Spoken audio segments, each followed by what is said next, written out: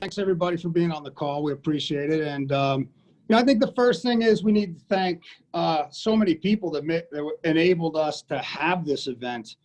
I think, as I said earlier, there's approximately 200 Division I teams, and I think there's 21 right now that are playing this fall. And so, big thanks needs to go out to Coach Ray Tanner and the administrative staff and the administrative team, our trainers and our medical personnel our ops people that have made a safe environment for our players to be able to train and develop during this period. So it's a huge thing for us to be able to play. I also want to, say that it's great to have this team healthy. By and large, we're in much better shape than we were last year when we lost approximately 50% of our scholarships of our scholarship aid to big injuries during the year. So our guys are healthy, and we're really excited to be playing, especially in a big match like this. All right, with that, we're going to go to David first. How's it going, Mark? Appreciate you doing this.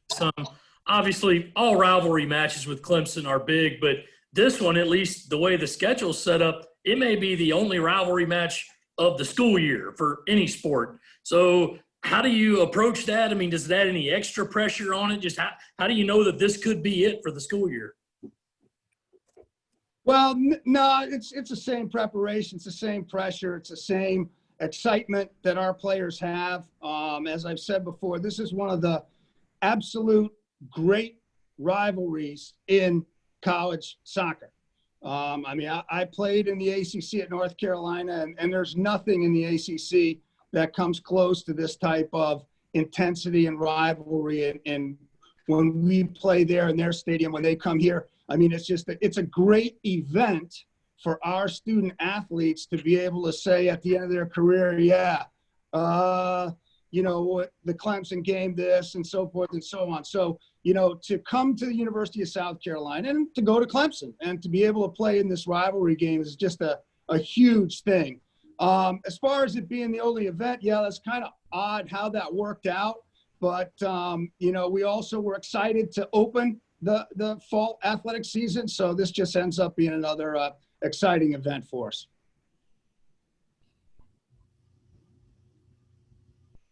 Coach, for you, you kind of talked about it yesterday with Brad, but what have been some of the moments in this series over the years that have stood out to you?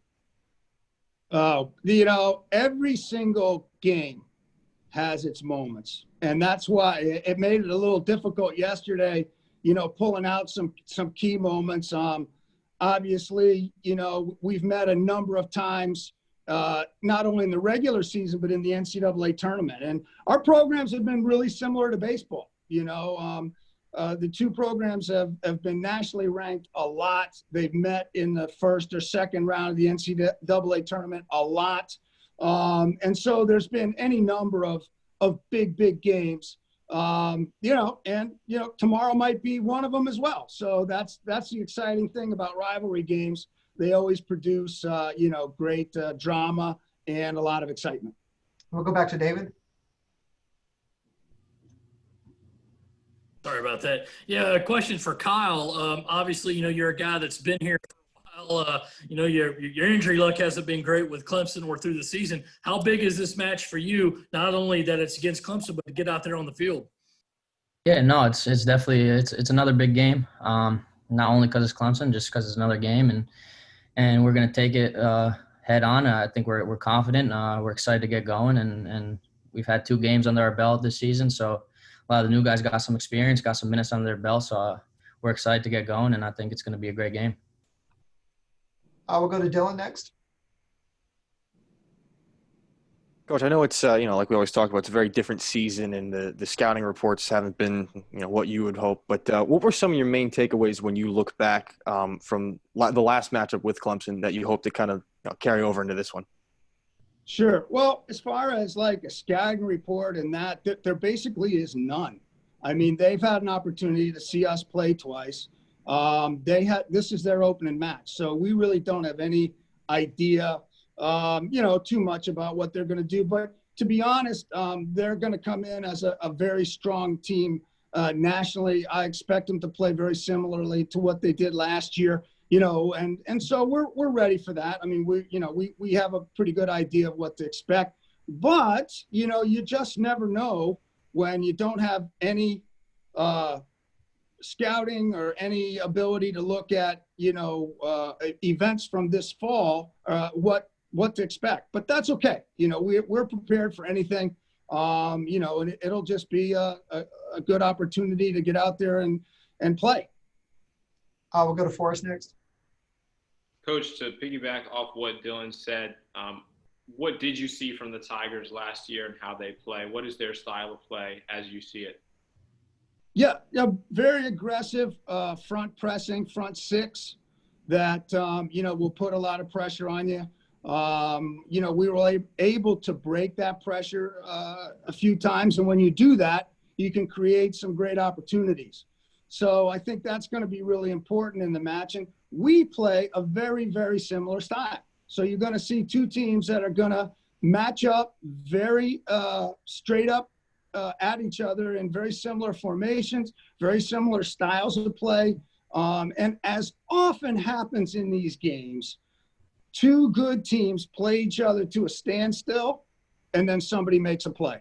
And that's usually the difference. It could be a mistake. It could be a great play. But, generally speaking, it comes down to, again, two teams playing really hard with a lot of intensity, sometimes playing each other to a standstill, and then, some key event, makes the difference in the match. We'll go back to David. For Mark and Kyle, if both of you could take this one. Obviously, you get the game at home, but there's a limit on seats. 675, I believe, is the limit. How do you guys prepare for that, knowing it's going to be a home crowd, but it's not going to be the full home crowd you're used to? You want to go first, Coach? Yeah. Well, I would say, the crowds, the last couple games were really good. I mean, you could hear everybody, and the support was really good. I think the crowd will be really loud this game, even though it'll be few in number. But, I mean, it doesn't compare to 7,000. I mean, year in and year out, we are one of the top 10, if not top 5 attendance venues in the nation for men's college soccer. And obviously that's going to be, really a little bit different this year. But look, man, Gamecock fans are pretty loud. They're pretty proud. They're going to be showing up in force. So we don't get to have the force and the kind of difficult atmosphere that we normally are able to create here at home that helps propel us and is a little difficult for opponents. We won't have that. But look, we're playing at home, and it's our turf, and our guys are excited to be playing at home. Yeah, to piggyback off what Coach said, it's given the circumstances, there's definitely been a lot of people. There's a good crowd, like Coach said. Everyone's loud. Everyone's going. So, yeah, it's no different. But we just got to stick to our game plan. I know the fans are going to back us and support us in any way we play tomorrow. We'll go to Dylan. Can you just kind of take a second? Your goal against Georgia State, it was a little fluky one. Could you just kind of walk me through what that looked like from your perspective and what you thought when it went in? Yeah. So honestly, I drew the foul. Took on two guys in the middle and drew the foul, and then just a free kick, and then I just wanted to put in a dangerous area. We had a bunch of big guys running in, charging the box. So, and the ground was slick, so I tried to put it in the best area possible, and it was a good spot. The goalie made an error, but from my end, honestly, I didn't see it go in. I didn't even know, but Hitchman turned around and told me, "Hey, he scored." So, yeah, it was a great feeling, but it was just an unfortunate result for us. Go back to Forrest. Oh, this one is for you. You've been operating in that midfield with Logan and Jared for the past couple matches, and I've liked what you all have done. Take me through how you guys sort out who goes where, who will play attacking, who will sit a little bit more at home when you're in situations where you have to press forward in a match. Yeah, and that just comes with experience and our connection. We got a good chemistry between us three. We're good friends off the field as well, so that just helps. I mean, it's just like anyone on the field. It's pairs, and we know if one of us get beat, there's going to be another guy there to have our back. And yeah, just a lot of communication and just reading off each other's body language and where we're going to force the play. So yeah, just translate to off the field. We're good friends and yeah, it's just a good connection we have in the middle. Thanks, man. We'll go to David. Kyle, among all the student athletes at South Carolina, how often do you guys and girls talk to each other about the Clemson rivalry? Is there ever a case of one-upmanship? I mean, you guys get a point for it at the end of your banquet. Just what does that mean to when you all get together? Yeah, no, it's definitely it's a huge match. It's always been a huge match. So yeah, everyone knows how important this game is, and as players, we don't look too much into it. We just take it as another game, and we're confident in our ability, and we think we're going to go out there and perform well tomorrow.